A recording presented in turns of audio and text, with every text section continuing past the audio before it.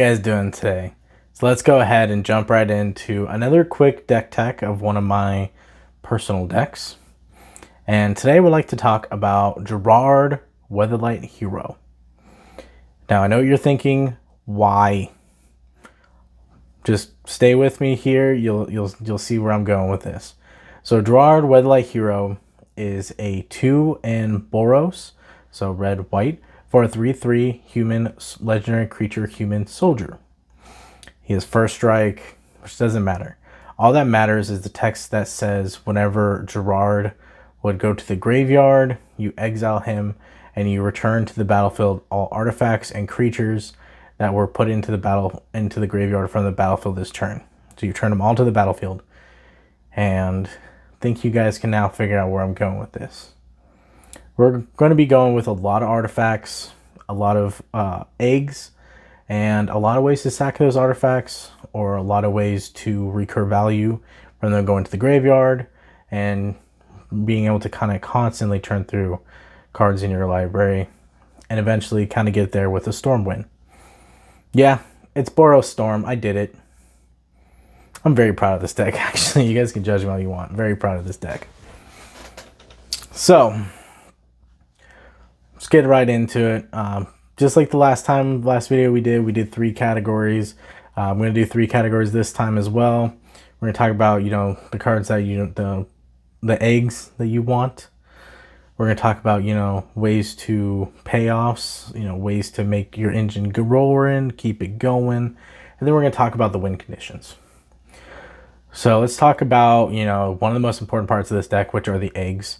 I'm not going to list every single one of them because there's a lot, and they're all either functionally the same card or they're of slight variation of the same card, but they're anywhere between 0, 1, and 2 mana. They all either enter the battlefield and draw you a card, or sacrifice and draw you a card, or make you mana. That's pretty much all they're doing. The top 3 0-drop ones I have in there is going to be Lotus Petal, Darksteel Relic, and Mishra's Bauble. And then when you're going into the next, the 1-drops, you're looking at Chromatic Sphere, Chromatic Star, and Terrarian, just to name a few. Really good. All of them either enter the battlefield, draw you a card, make you some kind of mana, or whenever it leaves the battlefield, you draw another card. So some of these, you basically are paying mana to make mana, and then you're drawing cards. So they filter and recycle themselves. Now, the payoffs you want, or the ways to kind of keep the engine going, is you're casting a lot of spells, you're generating a lot of mana. So the best way to kind of capitalize that is to reduce your mana cost. Now, I run a couple different mana reducers. These are my top 3 mana reducers. I have Helm of Awakening, which is super good. Yes, it hits everyone else's spells, but generally by the time you're playing it, you're playing a lot of your 1-drops for 0 and your 2-drops for 1.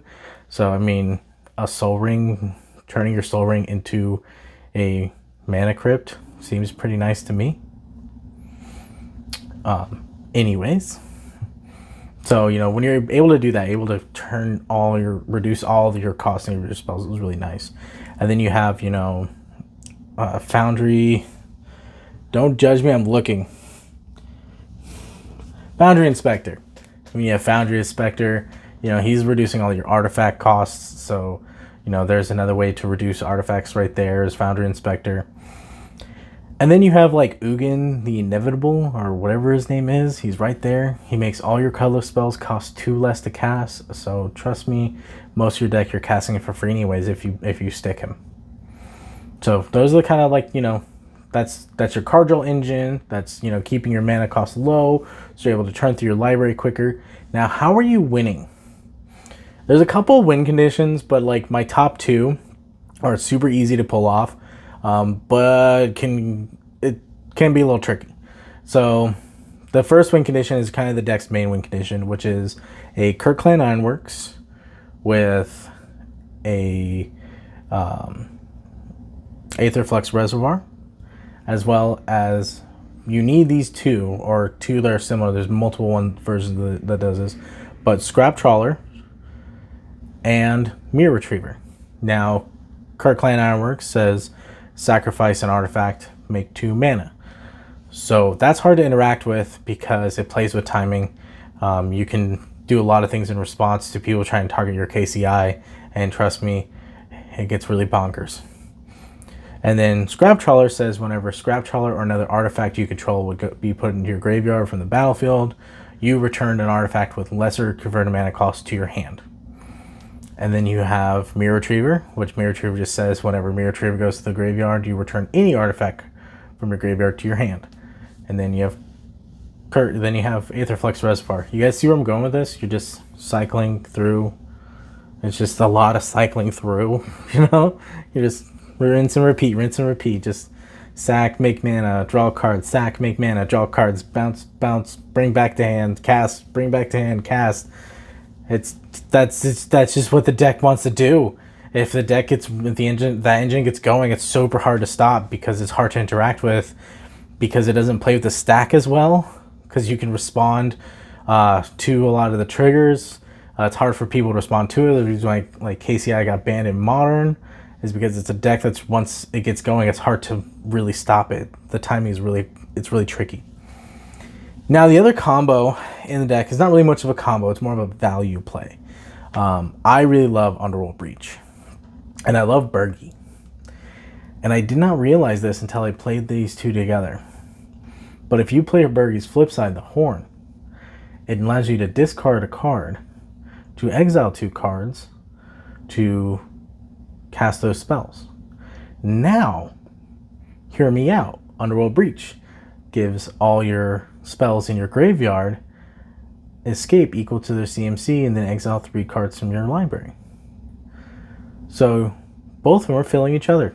You're fueling each other. As long as you have like a couple cards in hand and you're able to discard a couple cards and exile a few cards and cast a few of the cards off exile and cast a land, play land or whatever, you know, it's just kind of a really good loop. It kind of helps you like really either sculpt your hand the way you want it, or it's, like I said, it's another way to get to your win condition. You know, you've casted a bunch of spells, you turn through your library a lot, you know, you've exiled a bunch of spells, you have a bunch of mana floating, and you're able to, you know, cast your Aetherflux Reservoir and, you know, basically laser beam the entire table. It's always fun. But yeah, no, that's the deck. You know, super.